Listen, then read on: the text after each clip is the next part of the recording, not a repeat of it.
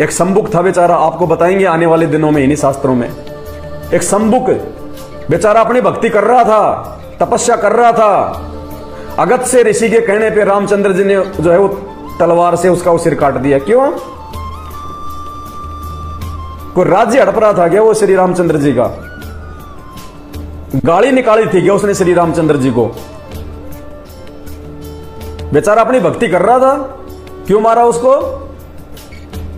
बताइए। हम इनकी भक्ति करके सुख प्राप्त करना चाह रहे हैं, और जो भक्ति बेचारा जो कर रहा था उसको रामचंद्र जी ने मार दिया।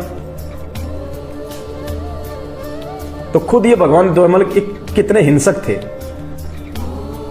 भक्तों तक को नहीं छोड़ा इन्होंने। बताओ, बेचारा भगत था, अपनी भक्ति कर रहा था, क्या दिक्कत आ रही थी? सिर्फ अपने धर्मगुरु के बोलने पे अगस्त्य ऋषि ने आके रामचंद्र जी की बड़ाई करनी शुरू कर दी। लिखा हुआ है, ये दिखाएंगे आपको ये ब्रह्म पुराण। हे राजाधिराज, हे रामचंद्र, तुमसे बड़ा बलशाली कौन? तुमने रावण पे विजय प्राप्त कर ली, ये कर लिया, वो कर लिया।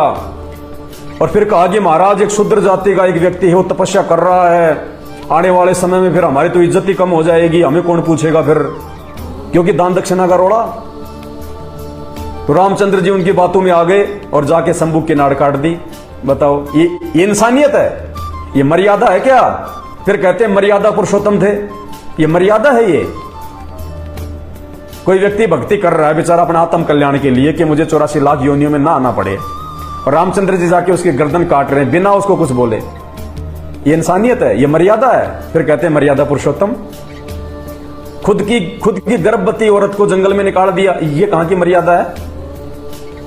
या तो उसकी अग्नि परीक्षा ना लेते आप, और अग्नि परीक्षा ली, उसमें वो बिल्कुल गंगा की तरह पाक पवित्र, रावण से उसका कोई संपर्क नहीं, और उसके बावजूद भी एक व्यक्ति के बोलने पे जंगल में निकाल दिया। ये कहां की मर्यादा भाई साहब? ये कहां के भगवान है? ये भगवानों के लक्षण है, ये पूर्ण परमात्मा नहीं है।